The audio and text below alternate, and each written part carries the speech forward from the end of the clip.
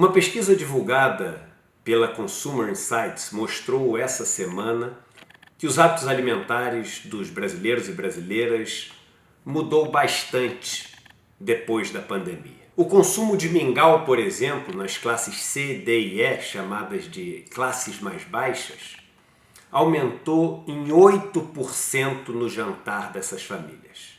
A carne foi substituída por salsicha.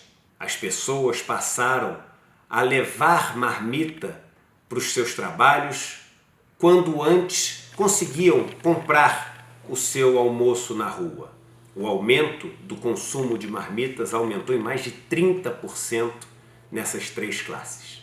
Há pouco tempo atrás a gente já tinha ouvido a estatística de que mais de 100 milhões de pessoas passaram por algum momento de insegurança alimentar no ano passado. E em torno de 20 milhões de pessoas vivem uma situação de fome no Brasil. E às vezes eu fico me perguntando se as pessoas têm noção do tamanho do caos econômico que a gente vive no Brasil. Se esse contingente gigante de pessoas que não tem voz e não tem espaço na grande mídia e que vive uma situação de desespero vai conseguir ser notada em algum momento pelas pessoas que cada vez se mostram mais insensíveis e apáticas a uma realidade absolutamente desesperadora que a gente vive dentro do Brasil. Então vamos a alguns números.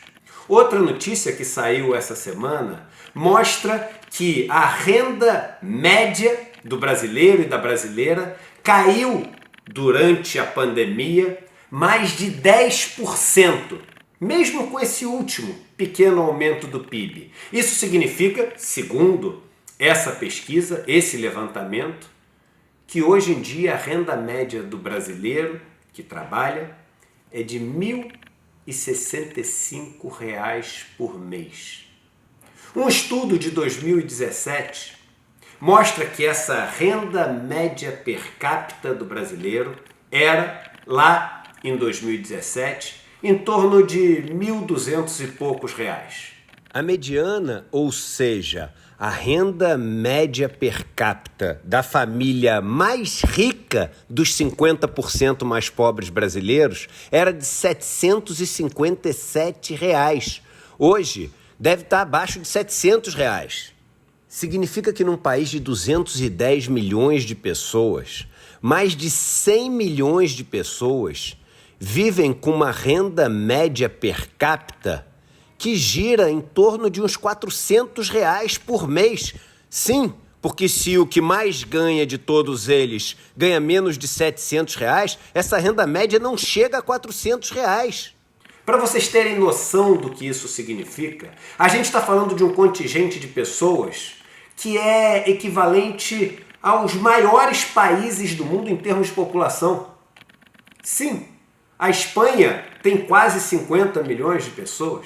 O Reino Unido, a França, tem quase 70 milhões de pessoas. A Alemanha tem cerca de 80 milhões de pessoas. A gente está falando de uma população que é maior do que todos esses países que eu falei. Uma população de mais de 100 milhões de pessoas que vive com uma renda média equivalente a de países como o Haiti, Mianmar, Senegal, metade mais ou menos da renda média da Nigéria.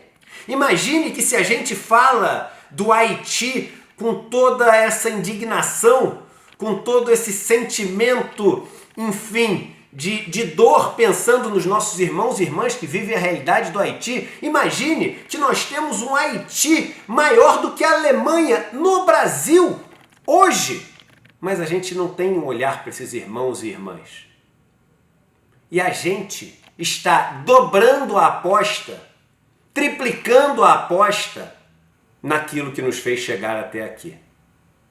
Entender que existe hoje, no Brasil, um Haiti com uma população maior do que a da Alemanha, talvez nos fizesse repensar os caminhos econômicos que seguimos nesse país e ter um olhar mais compassivo, mais solidário, mais humano para esses irmãos e irmãs que não aguentam mais sofrer e não ser ouvidos por aqueles que dominam o poder econômico e político desse país.